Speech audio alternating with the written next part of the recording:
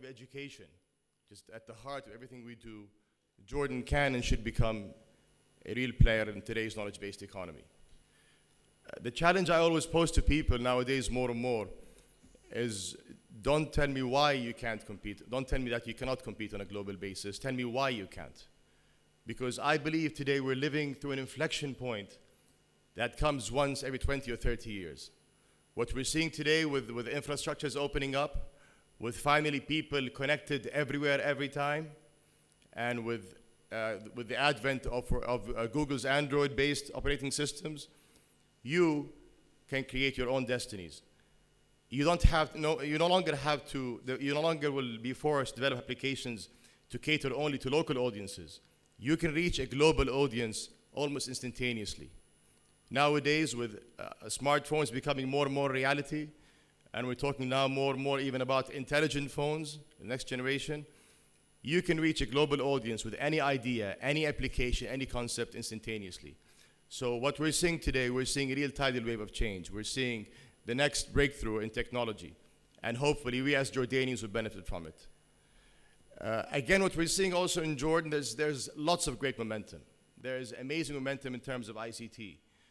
The results we have on the ground, the quality of our graduates, and as you travel across the region, I was in Saudi Arabia about a couple of months ago. Out of the 10 or 15 or 10 people I'd see, engineers or technicians working there, 5 or 6 would be Jordanians. Now, naturally, we'd love to have those here in Jordan, but at the end of the day, some say that's a brain drain, but I believe it's a brain gain as well.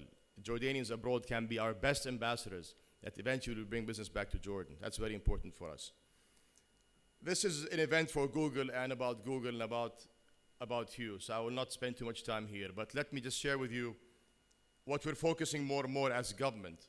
And our job as government basically is to create the environment, is to create the ecosystem so you can grow and prosper and to step away basically.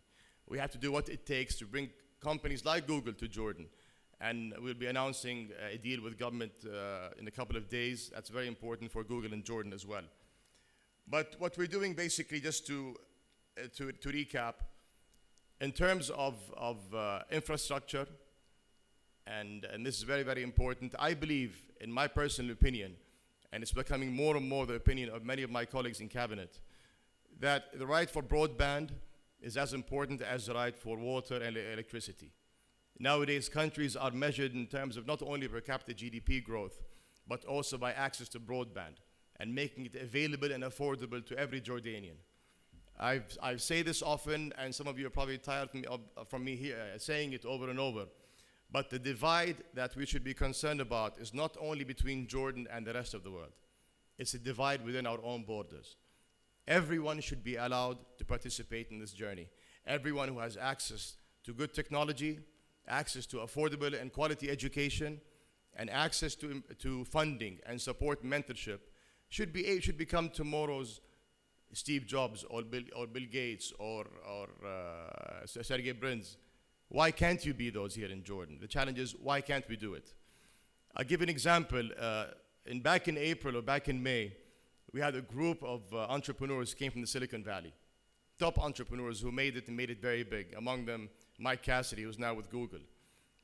And when they met with the Jordanians here abroad, many of the entrepreneurs, the young Jordanians, who had ideas and concept and plans coming just around the corner, they told me, what we saw in Jordan is equally, if not more impressive than what we see in Silicon Valley. Because the challenges that you have in Jordan in terms of starting a business sometimes is more challenging than people face in the US. So you have to become very creative in your solutions. And they said, all you have to do is believe in yourselves. The mindset, I think what's very important is the mindset and believing in ourselves. And with ICT, the reason we're focusing on it, there are no boundaries. And all it depends on tomorrow for you to set up a company, to establish a presence, is your mind, your brain. What we're also doing is, which is very, very important beyond, which was lacking in our part of the world, is funding. Many of you, as many of us, went through it, that if you have an idea in ICT, and you reach out to your parents, and you tell them, I need funding, the likelihood that they will say no is probably 9 out of 10. They will fund you if they have the money if you want to buy a building or buy a piece of land. And when it comes to an intangible, It's an issue in our part of the world for support. What we have done in Jordan, though, there's more than one mechanism that you can go to as young entrepreneurs once you graduate. And entrepreneurs are not necessarily young. Entrepreneurs very often sometimes have been there and done that. I went through hard times, and they became entrepreneurs because of that. But now there are mechanisms where you go and not only you get funding, but you get mentorship and you get support, boot camp style, real hardcore.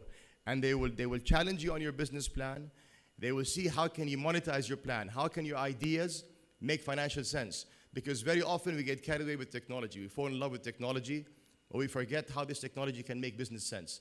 Now we have mechanisms that will fund you, that will support you, and will make sure that your plan makes business sense. And this is all private sector driven. If any of you have heard of Oasis 500, you have Maidan, you have others. These are actually on the ground as we speak. And this is very, very important to create the next generation of entrepreneurs. In terms of infrastructure, as you know, we have set targets in Jordan that broadband must reach at least half of the population by the end of next year. Some say this is difficult.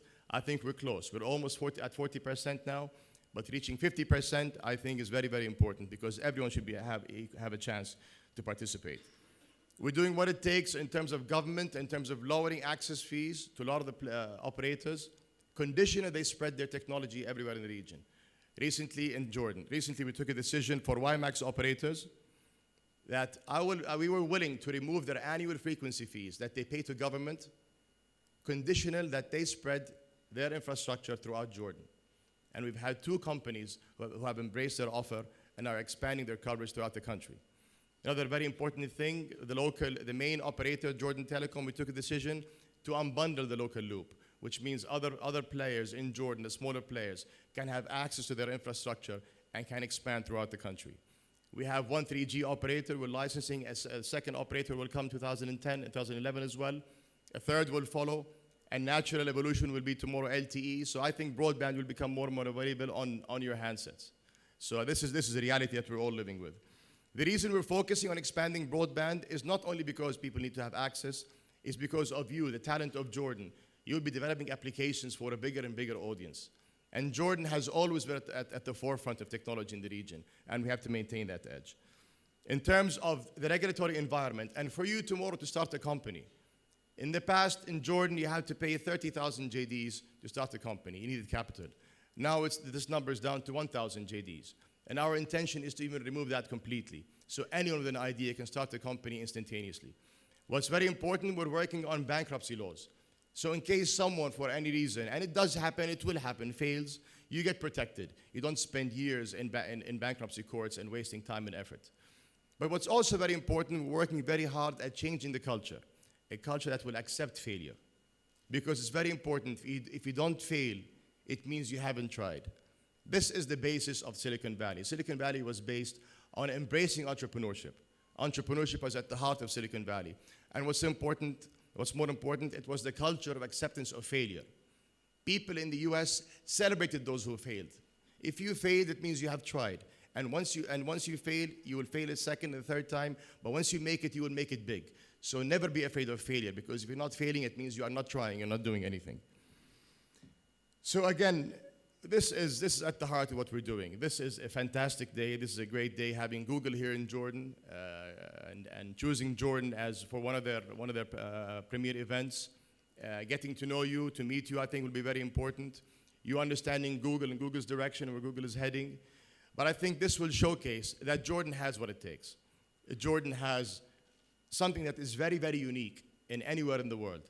Unlike other countries, we don't have to convince leadership that ICT is important.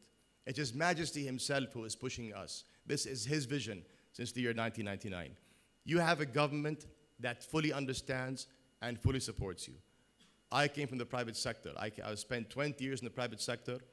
I had to work hard to build my career, and I know what it takes. I know how difficult it is, so I understand and empathize with all of you, and so do many of my colleagues in government.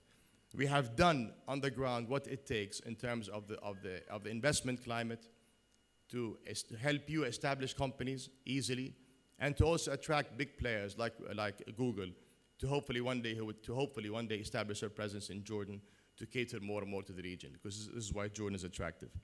And we will keep on focusing and ensuring that technology is available to every single Jordanian. This must become a right to all. So once again, I'm very proud to be here. I'm very pleased to see Nelson, my good friend from Google here, and many other colleagues as well. I'm pleased to see all of you here. I hope this will be mutually beneficial, that you will come out, you will learn from this, that you will benefit from this, but more importantly, that Google will find out once they leave that Jordan gets it. Jordan has what it takes to become a real player in today's 21st century. So thank you all, ya'atikum al-afiyah, and have a good day.